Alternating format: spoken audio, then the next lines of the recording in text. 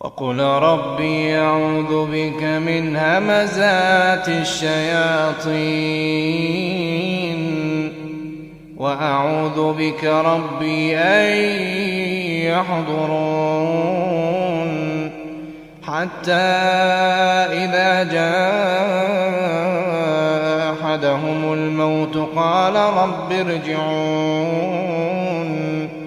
لعلي أعمل صالحا فيما تركت كلا إنها كلمة هو قائلها ومن ورائهم برزخ إلى يوم يبعثون فإذا نفخ في الصور فلا أنساب بينهم يومئذ